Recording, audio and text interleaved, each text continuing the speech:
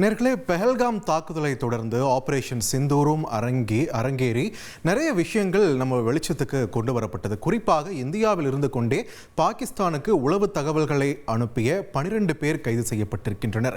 அதில் பிரதானமாக இந்த 6 பேர் முதல்ல கைது செய்யப்பட்டாங்க. அதில் ஜோதி மல்ஹோத்ரா எப்படி பாகிஸ்தானில் இருக்கக்கூடிய ஒரு நபருடைய காதல் வலையில் வீழ்த்தப்பட்டு அவருக்காக இங்கிருந்து பல்வேறு தகவல்களை அனுப்பினார் அப்படின்ற ஒரு செய்தியும் பார்த்துட்டு இருந்தோம். ஒரு சிலர் காதலுக்காக செஞ்சாங்க, ஒரு சிலர் பணத்துக்காக செஞ்சாங்க, ஒரு சிலர் வேற பெனிஃபிட்ஸ் கிடைக்க வேணும் அப்படின்றதுக்காக செஞ்சாங்க. ஆனா இந்த கேசஸ் பத்தி எல்லாம் பேசும்போது வட இந்திய ஊடகங்கள் பிரதானமா ஒரு பேரை ஞாபகப்படுத்துறாங்க. அந்த பேர் யாரு அப்படின்ட்டு பாத்தீங்கன்னா மாதுரி குப்தா என்ற இந்த ஒரு பெண்மணி தான். இந்தியாவில் எத்தனையோ உளவு ரீதியிலான தாக்குதல்களை நம்ம சந்திச்சிருக்கோம். நம்மளுடைய நிறைய முக்கியமான இன்ஃபர்மேஷன் வெளியிடப்பட்டிருக்கு. அந்த மாதிரியான சம்பவங்களில் ரொம்பவே பிரதான ஒரு இடம் பிடிக்கக்கூடிய ஒரு நபரா இந்த பெண் தான் மாறி இருக்காங்க. இவங்களுடைய பெயர் மாதுரி குப்தா. சரி, இதுக்கு முன்னாடி வேற எந்த உளவு சம்பவங்களுமே நடக்கலையான்னு கேட்டா நிறையவே நடந்திருக்கு. இதுல குறிப்பா முதல்ல நாம ஞாபகப்படுத்த வேண்டியது, பிரதமராக ஜவஹர்லால் நேரு இருந்த காலகட்டத்திலேயே ரஷ்யாவின் உளவு அமைப்பான KGB அங்கிருந்த இந்திய தூதரகத்தில் இருக்கக்கூடிய ஒரு 2ஆம் நிலையில் இருக்கக்கூடிய ஒரு அதிகாரியை ஹனி ட்ராப் செஞ்சிருக்காங்க. ஒரு பெண்ணோட அவங்க தனிமையில் இருந்தபோது எடுக்கப்பட்ட புகைப்படங்களை காட்டி அந்த நபரை மிரட்டியிருக்காங்க. ஆனால் அந்த நபர் அந்த மிரட்டலுக்கு மசியாம உடனே அங்க இருக்கக்கூடிய தூதருக்கு தகவலை தெரிவித்து அந்த விஷயம் உடனே பிரதமருக்கும் தெரிவிக்கப்பட்டது. உளவு தகவல்களை எதுவும் பகிராமல் உண்மையை சொன்னதுக்காக பிரதமர் ஜவஹர்லால் நேரு அவரை எச்சரித்து அனுப்பிட்டதா சொல்லப்படுது. இதுதான் முதல்ல இந்தியா சந்திச்ச இந்த உளவு ரீதியிலான ஒரு தாக்குதலாக சொல்லப்படுகிறது. ஸோ தற்பொழுது மாதுரி குப்தாவோட பேரை ஏன் வட இந்திய ஊடகங்கள் திருப்ப சொல்லிட்டு வராங்கன்னு பார்த்தீங்கன்னா, மற்ற உளவு சம்பந்தமான சிக்கிய நபர்களை விட இவங்க அதிகமான ஒரு கான்ட்ரவர்ஷியலை சிக்கினவங்க. இவங்க கதையை பொறுத்த வரைக்கும் அதில் காதல் இருக்கிறது, காமம் இருக்கிறது, துரோகம் இருக்கிறது, இன்னும் நிறைய விஷயங்கள் புதைந்து கிடக்கிறது. ரொம்ப கான்ட்ரவர்ஷியலான ஒரு IFS அதிகாரி தான் இந்த மாதுரி குப்தா. ஸோ மாதுரி குப்தா யார்? அவங்களுடைய ஒரு சின்ன இன்ட்ரோடக்ஷன் பார்க்கறதுக்கு முன்னாடி, மாதுரி குப்தா இந்த உளவு பார்த்தாங்க பாகிஸ்தானுக்காக அப்படின்ற ஒரு குற்றச்சாட்டில் அவங்கள கைது செய்யப்படும் போது அவங்க சொன்ன விஷயம் என்ன தெரியுமா? என்னை பிடிக்க உங்களுக்கு இவ்வளோ காலம் ஆச்சான்னு சொல்லிட்டு ரொம்ப கிண்டலாக தான் அந்த விஷயத்தையே டீல் பண்ணாங்க.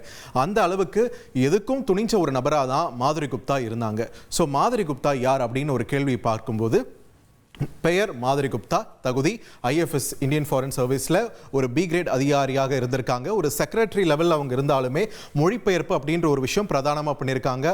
உருது, பெர்ஷியன் உள்ளிட்ட மொழிகள் ரொம்பவே சரளமாக வரும். சூஃபிசம், சூஃபி கவிதைகள், இந்த மாதிரி விஷயங்களை ரொம்பவே ஆர்வம் காட்டுறவங்க. அதில் PhD பண்ணுற அளவுக்கு அவங்களுக்கு ஒரு அதீத ஆர்வம் இருந்திருக்கு. பணியிடம் எங்கே இருந்திருக்குன்னு பார்த்தீங்கன்னா, பல்வேறு நாடுகளில் அவங்க பணிபுரிந்தாலுமே கடைசியாக இந்த விவகாரத்தில் மாட்டின போது அவங்க இருந்த இடம் பார்த்தீங்கன்னா இஸ்லாமாபாத்தில் இருக்கக்கூடிய இந்தியன் ஹை கமிஷனில் தான் மாதுரி குப்தா வேலை பார்த்துட்டு இருந்திருக்காங்க. அங்கே அவங்களுக்கான வேலை என்ன அப்படின்ட்டு பார்த்தீங்கன்னா, அங்கே பாகிஸ்தானில் வெளியாகக்கூடிய உருது செய்தித்தாள்கள் இருக்கு இல்லையா, அதில் வரக்கூடிய முக்கியமான விஷயங்களை ஒரு அறிக்கையாக தொகுத்து இந்தியாவுக்கு அனுப்ப வேண்டும். இதுதான் அவங்களுடைய பிரதான பணியாக இருந்திருக்கிறது. ஸோ எந்த குற்றத்திற்காக இவங்க கைது செய்யப்பட்டாங்க அப்படின்ட்டு பார்த்தோம்னா, இந்தியாவில் இருக்கக்கூடிய முக்கிய உளவு தகவல்களாக இருக்கட்டும், அதே மாதிரி ரா ஆஃபீஸர்ஸ் வெளிநாடுகளில் பல்வேறு அடையாளங்களோடு இருப்பாங்க இல்லையா, அவங்கள பற்றின தகவலாக இருக்கட்டும், ஆப்கானிஸ்தானோடு அப்பொழுது இந்தியா கொண்டிருந்த உறவு, இந்த ராஜாங்க ரீதியாக எடுக்கப்பட்ட ஒரு நடவடிக்கைகள், இதை பற்றிலாம் நிறைய தகவல்களை இவங்க பாஸ் பண்ணியிருக்காங்க பாகிஸ்தான் உளவு அமைப்பான ISI சார்ந்த அதிகாரிகளிடம். இந்த அடிப்படையில் தான் அவங்களுடைய கைது சம்பவம் அரங்கேறி இருக்கு. இதை எப்படி சாத்தியப்படுத்தினாங்க? ஒரு IFS அதிகாரி, அதுவும் தூதரகத்தில் இருக்கிறவங்க வேலை செஞ்சுட்டு இருக்கிறாங்கன்னா எந்த அளவுக்கு உஷாராக இருக்கும் ஒரு அரசாங்கம். ஆனால் இதையெல்லாம் தாண்டி எப்படி இவங்க மாட்டினாங்கன்னு கேட்கும்போது, 2008ஆம் ஆண்டு இங்கே மும்பையில் தாஜ் தாக்குதல் நடந்தது இல்லையா, மும்பையில் பல்வேறு பகுதிகளில் அஜ்மல் கசாப் உள்ளிட்ட தீவிரவாதிகள் எந்த அளவுக்கு ஒரு ரத்த வெறியாட்ட ஆடினாங்கன்னு உங்களுக்கு நினைவிருக்கும். எப்படி பெஹல்காம் தாக்குதலுக்கு அப்புறம் ஒரு அலர்ட் விடுக்கப்பட்டு இந்த உளவாளிகள் எல்லாம் வேட்டையாடப்பட்டாங்களோ, அதே மாதிரி தான் அப்போ மும்பை தாக்குதலுக்கு பிறகு இங்க இருக்கக்கூடிய ரகசியங்கள் எப்படி அங்கே போகுது அப்படின்ற ஒரு விஷயம் ஆராயும் போது பிடிப்பட்ட பெயர் தான் மாதுரி குப்தா. ஆனால் மாதுரி குப்தா பார்த்தீங்கன்னா ரொம்பவே சாதாரணமாக இருப்பாங்க. ஒரு உயரம் குறைவான ஒரு ஆஃபீஸில் ஒரு ஓரமாக இருக்கிற பெண்மணி அப்படின்ற ஒரு பேரில் தான் அங்கே ஹை கமிஷன்லேயே அவங்கள பார்த்துட்டு இருந்திருக்காங்க. ரொம்ப திறம்பட வேலை பார்ப்பாங்க அப்படின்றது மட்டும்தான் அவங்க மேலே இருக்கக்கூடிய ஒரு அபிப்பிராயமாக இருந்திருக்கு. ஆனால் மாதுரி குப்தாக்குள்ளே வேற ஒரு பர்சன் இருந்திருக்காங்க. அவங்கள பொறுத்த வரைக்கும் அவங்க ஒரு பெரிய பெரிய நாடுகளில் வேலை பார்க்கணும், இந்தியாவுக்கு உளவு பணிகள் செய்ய வேண்டும்லாம் எனக்கு ஆசை இருந்ததுன்ற விஷயத்தெல்லாம் பிற்காலத்தில் பதிவு பண்ணாங்க. அப்படி இருந்தவங்க ஏன் பாகிஸ்தானுக்காக இந்திய தகவல்களை கசிய விட்டார்கள் அப்படின்ற ஒரு கேள்விக்கு இங்க நமக்கு வரக்கூடியது இந்த மாதுரி குப்தாவின் உளவாளியுடைய ஒரு காதல். 51 வயது மாதுரி குப்தா பார்த்தீங்கன்னா பாகிஸ்தானை சேர்ந்த 30 வயது வாலிபர் ஜம்ஷத் என்கிற ஜிம் இவரோட காதல் வயப்பட்டிருக்காங்க. அதாவது ஒரு புத்தகம் அவங்க தேடிட்டு இருந்திருக்காங்க. யாரை பத்தி? மசூத் அசார் பத்தின ஒரு புத்தகம். லஷ்கரே தொய்பா அமைப்பின் மசூத் அசார் அவர் சார்ந்த ஒரு புத்தகத்தை அவங்க தேடிட்டு இருந்திருக்காங்க. அந்த புத்தகத்தை கொடுத்ததுனால் அவங்க இருவருக்கும் இடையில ஒரு காதல் மலர்ந்து இருக்கிறது. ஒரு காதலுக்கு மரியாதை விஜய் ஷாலினி ரேஞ்சில் நீங்க பில்டப் பண்ணிக்க வேணாம். இது மொத்தமாவே இது உளவு ரீதியாக உருவாக்கப்பட்ட ஒரு காதலாகத்தான் இருந்திருக்கிறது. சோ இந்த ஜம்ஷத் யாருக்காக பணியாற்றினார் அப்படின்னு நம்ம பார்க்கும்போது முதாசர் ராணா என்ற ஐஎஸ்ஐ அதிகாரிக்கு தான் இவர் பணியாற்றியிருந்திருக்கார். ஸோ மாதிரி குப்தாவை காதல் வலையில வீழ்த்தி அங்கிருந்து ஜம்ஷத்துக்கு தகவல் போது ஜம்ஷத் கிட்ட இருந்து முதாசர் ராணாக்கு இந்த தகவல்கள் போகிறது, உளவு தகவல்கள் எல்லாமே. ஸோ ஒரு கட்டத்தில் இந்த மும்பை தாக்குதலுக்கு பிறகு எங்கிருந்து தகவல்கள் கசியுது அப்படின்னு பார்க்கும்போது இவங்க மேல ஒரு சந்தேகம் வருது.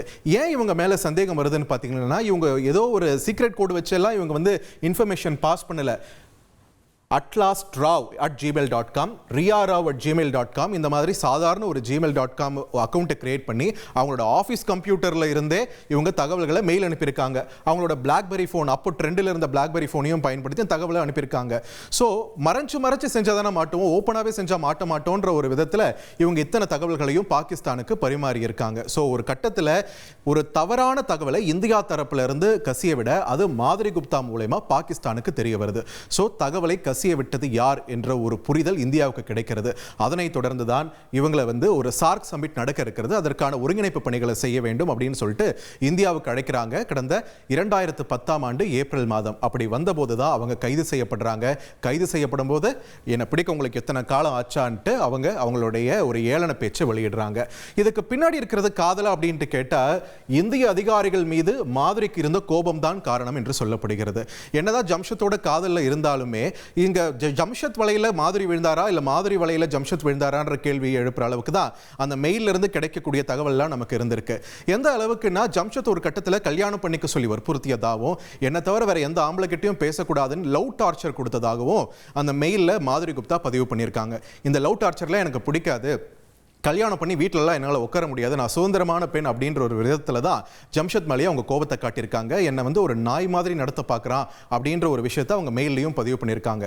ஸோ காதல் வந்து இங்கே வேலை செய்யலை, அதுக்கு பதிலாக இந்திய அதிகாரிகள் மேலே இவங்களுக்கு இருந்த கோபம் தான் சரியாக நடத்தப்படவில்லை, ஒரு சரியான ரெக்கக்னிஷன் தனக்கு கொடுக்கப்படவில்லை அப்படின்ற ஒரு கோபம் எப்பயுமே மாதிரிக்கு இருந்திருக்கு. அதன் வெளிப்பாடாக தான் ஒரு வாய்ப்பு கிடைச்ச உடனே இப்படி இவங்க திரும்பி இருக்காங்க. ஸோ இந்த சூழலில் மாதிரியுடைய இறுதி நாள் வாழ்க்கை எப்படி இருந்ததுன்னு பார்க்கும்போது சிக்கின பிறகு இந்த கேஸ் ஒரு 8 ஆண்டுகளுக்கு போயிருக்கு. அதன் பிறகு 3 ஆண்டுகள் தான் இவங்களுக்கு சிறை தண்டனையும் கிடைச்சிருக்கு. கோர்ட்டில் இந்திய அதிகாரிகள் எப்படி நடத்தினாங்க இந்த மாதிரி விஷயங்கள்லாம் நிறைய பகிரப்பட்டு இவங்களை டிஃபெண்ட் பண்ணியிருக்காங்க. ஒரு கட்டத்தில் கடந்த 2021ஆம் ஆண்டு ராஜஸ்தானில் தனிமையில் வாழ்ந்துட்டு இருந்திருக்காங்க. யாருமே கூட பிறந்தவரும் அமெரிக்காவில் வேலை பார்த்துட்டு இருந்திருக்காரு, இவருக்கும் வேற யாரும் குடும்பம் இல்லை. 2021ஆம் ஆண்டு 64வது வயசுல தனிமையில் மரணம் அடைந்திருக்கிறாங்க மாதிரி குப்தா. என்னதான் அவங்க மரணம் அடைஞ்சாலுமே இந்திய வெளியுறவுத்துறையை பொறுத்த வரைக்கும் மாதிரி குப்தாவுடைய இந்த உளவு விவகாரம்ன்றது ஒரு முக்கியமான படிப்பினையாக மாறிவிட்டது. அதாவது யாரையும் சாதாரணமா எடை போட்டக்கூடாது, எப்பயும் ஹை அலர்ட்ல இருக்கணும், யார் மூலமா எந்த தகவல் கசியுதுன்னு நமக்கு யூகிக்கவே முடியாது அப்படின்ற ஒரு பாடத்தை மாதிரி குப்தா தற்பொழுது வழங்கிவிட்டு தான் மறைஞ்சிருக்காங்க. அதனால தான் தற்பொழுது மீண்டும் ஜோதி மல்ஹோத்ரா மாதிரியான பெயர்கள் அடிபடும் போது மாதிரி குப்தா தான் பெரும்பாலும் ஞாபகத்துக்கு வராங்க. நம்மளுடைய உளவு சார்ந்த துறைக்கும் சரி, நம்முடைய வட இந்திய ஊடகங்களுக்கும் சரி.